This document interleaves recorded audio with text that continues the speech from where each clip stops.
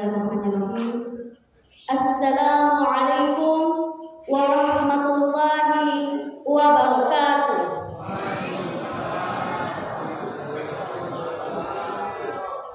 Alhamdulillahirabbil alamin. Assalatu wassalamu ala asrofil anbiya'i wal mursalin wa ala alihi wassahbihi rasulillahi ajma'in. Amma ba'du.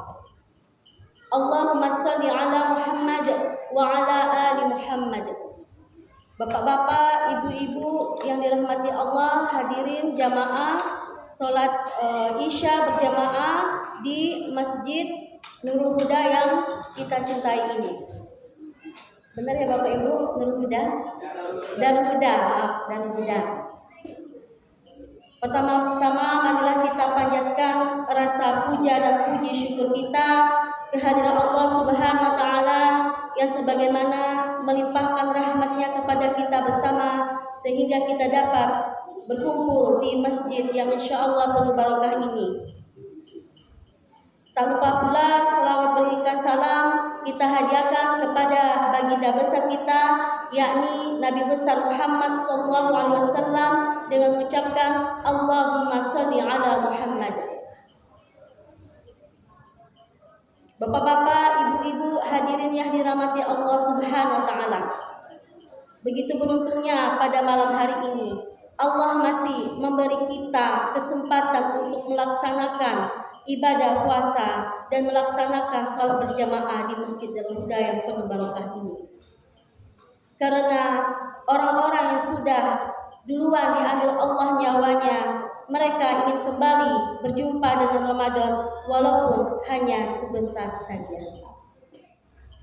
Baiklah bapak-bapak, ibu-ibu, pada malam hari ini saya beri judul saya yakni apa saja yang dapat mengabulkan atau apa-apa saja sebab-sebab yang dapat terkabulnya doa-doa kita. Baik, bapak-bapak, ibu-ibu, apa yang dimaksud dengan doa? Ada yang tahu doa apa? Nah, apa dalil tentang doa? Baik, sebelum menguraikan tentang doa, saya akan membacakan dalil. Itu terdapat dalam surah Al-Ghafir ayat 60 yang bunyinya A'udzu billahi minasyaitonir rajim. Bismillahirrahmanirrahim.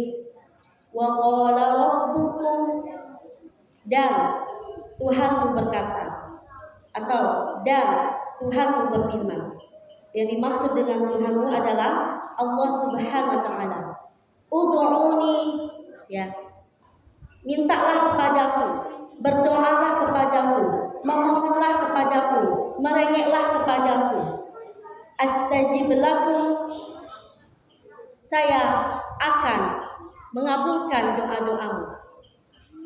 Innal ladzina yastakbiruna, sesungguhnya orang-orang yang takabur, orang-orang yang sombong, an ibadati, dari beribadah kepadaku, saya dahuluna jahannam, mereka akan masuk ke dalam neraka jahannam. Dakhirin, itu hina dan hina. Lalu Nabi SAW bersabda, itu dalam kitab At-Tirmizi nomor 2969 yang bunyinya ad-du'a'u mukhul ibadah. Doa itu adalah inti dari ibadah. Nah, apa itu doa? Nah, baik. Saya ada menulis beberapa poin-poin tentang doa. Doa itu diambil dari bahasa Arab dari kata da'a yad'u, doa. Da'a fi'il madi, yad'u fi'il mudhari, doa itu masdar. Artinya meminta, memohon, apalagi membaca.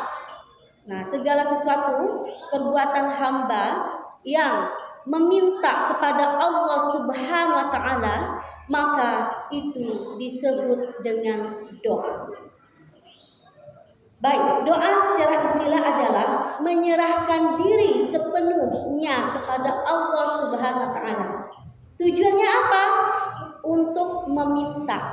Meminta apa? Meminta segala apa yang diinginkan dan meminta dihindarkan dari segala apa yang tidak diinginkan. Itulah doa. Nah, doa adalah inti dari ibadah.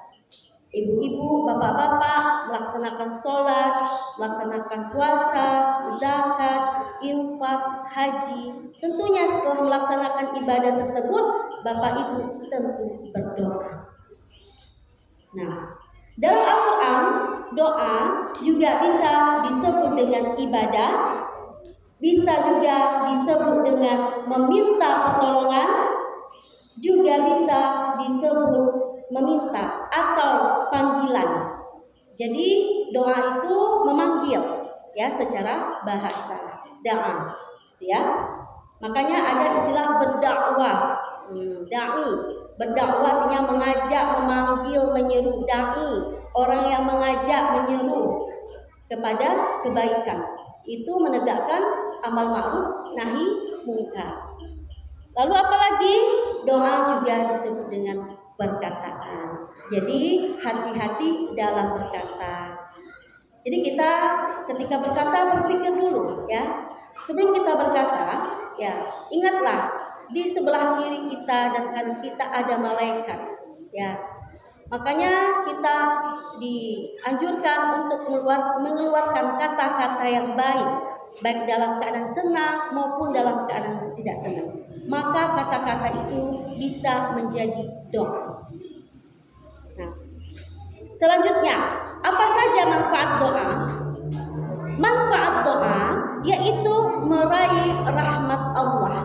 Jadi dengannya adanya kita berdoa kepada Allah, insya Allah kita bisa mendapat rahmatnya Allah Subhanahu wa Ta'ala. Selanjutnya, apa saja yang menjadi manfaat doa? Itu melancarkan segala urusan. Jika dalam suatu urusan terkendala, maka Allah meminta kita mendekatkan diri kepadanya lalu berdoa. Selanjutnya, doa dapat memberikan ketenangan. Umpamanya kita sudah berusaha semaksimal ya, sekuat tenaga ya, sesuai dengan daya upaya kita. Lalu di samping usaha kita juga berdoa karena kita adalah makhluk yang lemah. Tanpa dengan adanya izin Allah, maka segala sesuatu tidak akan terjadi dengan itu sendiri. Maka kita diminta untuk berdoa. Dalam usaha kita ada Allah.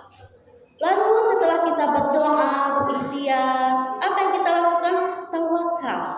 Hasilnya kita serahkan kepada Allah baik buruknya. Jika Allah tidak mengabulkan, mungkin itu bukan doa yang terbaik buat kita.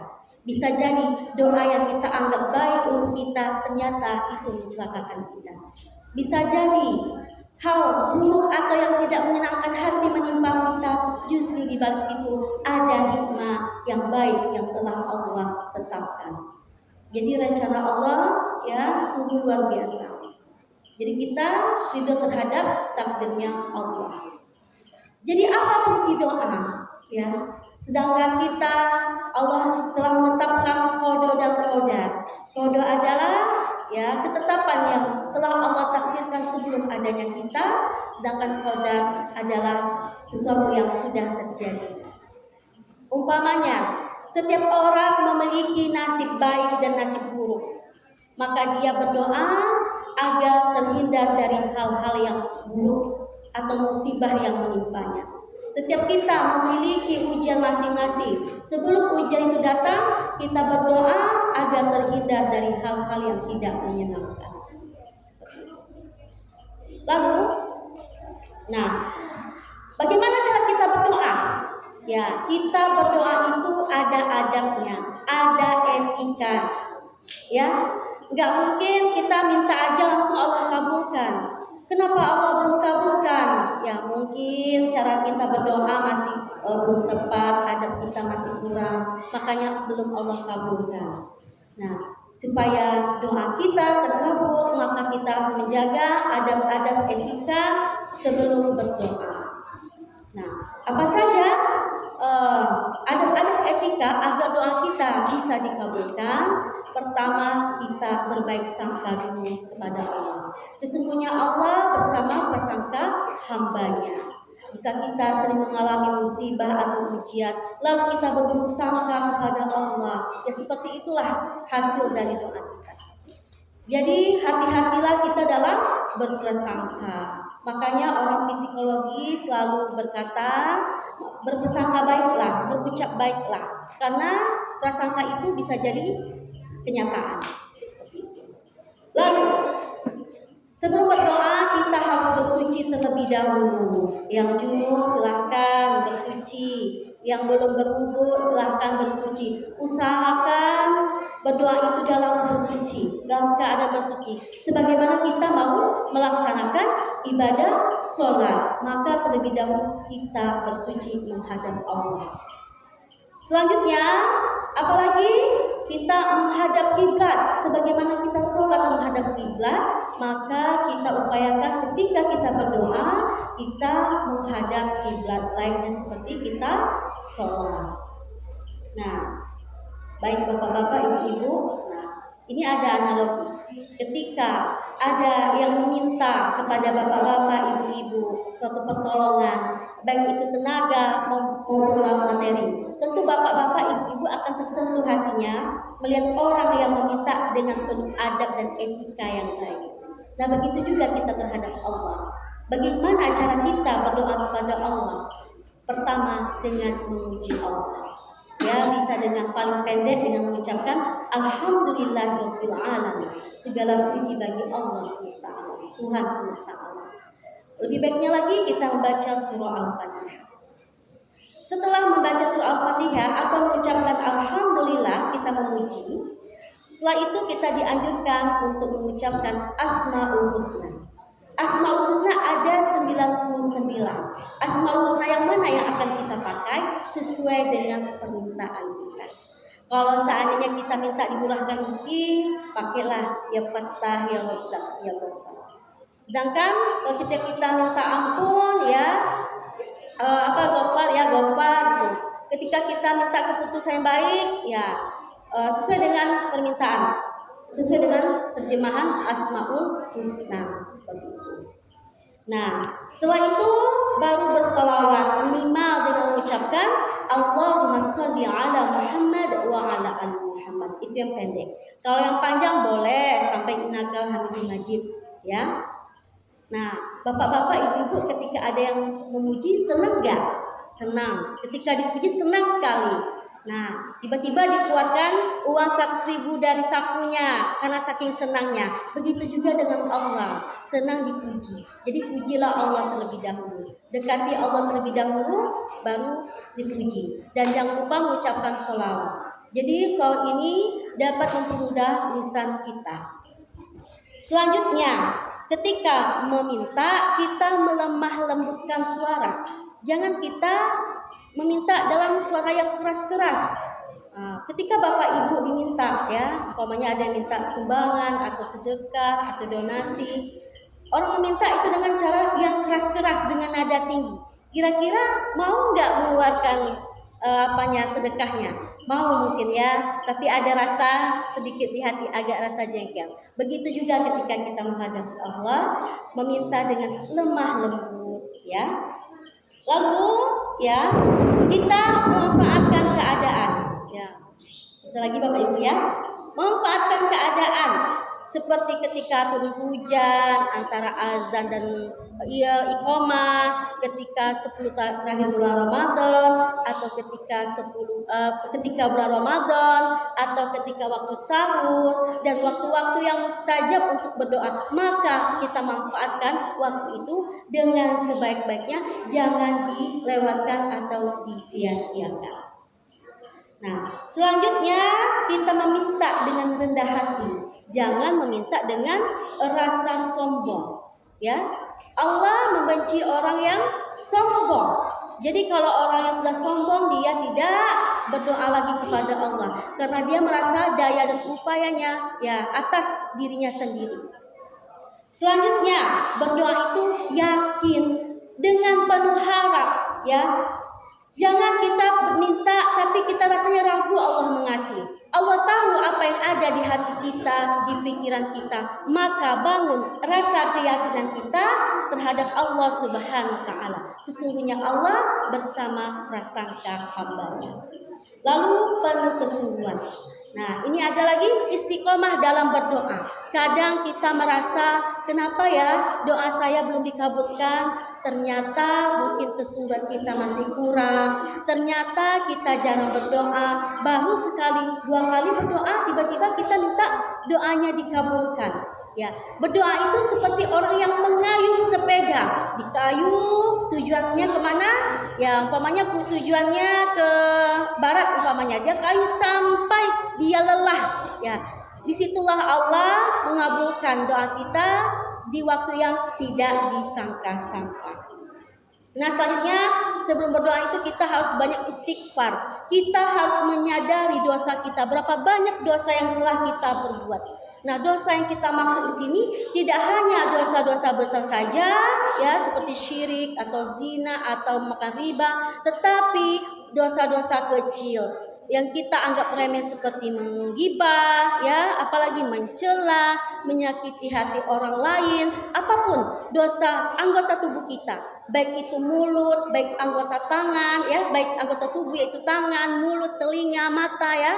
Terlalu banyak kita melakukan dosa dalam kehidupan sehari-hari. Maka kita perbanyak istighfar sebelum meminta kepada Allah Subhanahu wa taala.